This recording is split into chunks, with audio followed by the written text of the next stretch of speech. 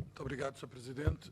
Permita-me, em primeiro lugar, cumprimentar o Sr. Presidente e os demais representantes das infraestruturas de Portugal e dizer desde já que a razão próxima que conduziu o Partido Social Democrata a apresentar este requerimento foram as notícias que dão conta de atrasos muito significativos da execução do programa Ferrovia 2020. Recordo-me, a esse respeito, com muitas reservas, dúvidas e incertezas expressas, desde logo, da nossa parte, que em 2016, quando foi apresentado o programa pelas Infraestruturas de Portugal, as próprias Infraestruturas de Portugal reputavam o calendário como ambicioso e preciso. E se nós fizermos uma avaliação rigorosa do cumprimento desse calendário, verificamos que a esmagadora maioria dos projetos que neste momento já deviam estar concluídos, muitos deles ainda não estão sequer em obra. E, portanto, é incontroverso, creio eu, que o programa não foi cumprido nos termos previstos e, por via disso, impõe-se desde já compreender quais são as razões que conduziram a essa derrapagem de prazos, derrapagem essa que em alguns casos é superior a 2 ou a 3 anos, frustrando as perspectivas que tinham sido previstas e pondo em causa o regular propósito do programa.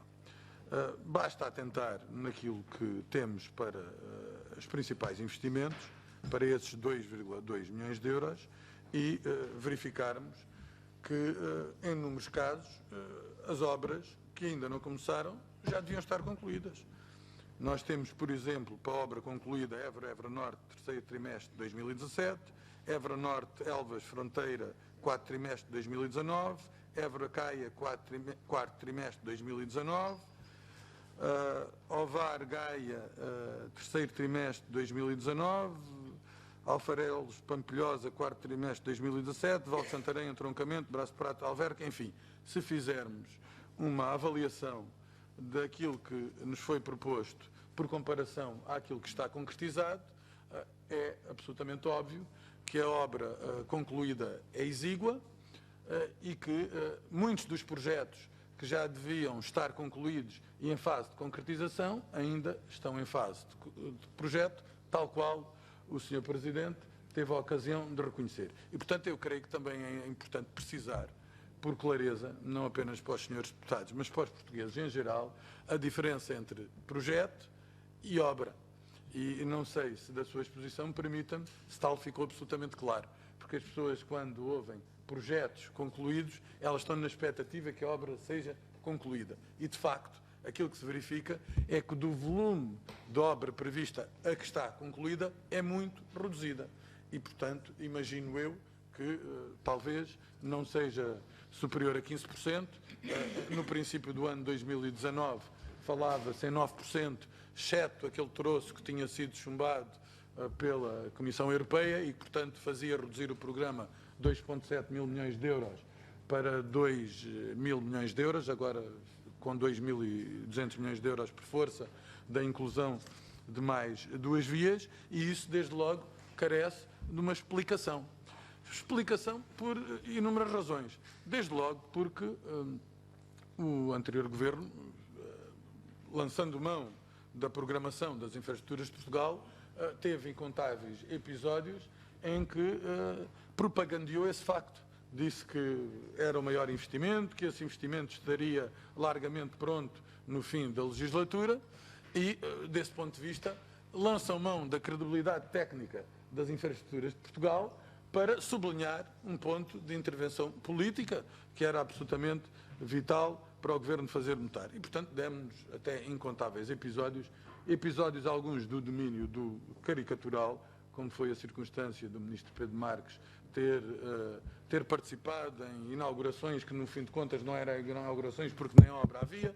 Esses episódios foram abundantemente relatados pelos jornais e, por força disso, há até alguma perplexidade do ponto de vista das pessoas quando houve tantas proclamações a respeito da realização massiva de obra e agora chega-se ao fim de 2019 e verifica-se que muita da obra ainda não está sequer a ser realizada e que se avança, como assinalam agora, do ponto de vista dos projetos. Portanto, nós precisamos desde logo de saber se esses projetos, qual é o prazo destes projetos, qual é a nova recalendarização, porque aquela que foi prevista falhou de forma rotunda.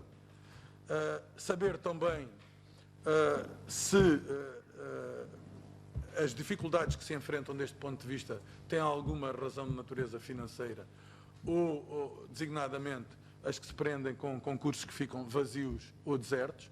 Têm saído notícias a esse respeito em que consórcios ou outros não apresentam propostas que estejam dentro dos limiares estabelecidos pelas Infraestruturas de Portugal. Se isso é um problema de natureza técnica da avaliação que as Infraestruturas de Portugal está a fazer, que não se coaduna com as realidades do mercado, ou, se pelo contrário, é qualquer razão de natureza financeira que impeça o quadro de intervenção das Infraestruturas de Portugal de poder ser mais ambicioso e garantir essa realização das obras. Eu percebo a tensão entre tentar realizar a obra com o preço mais baixo, seguramente.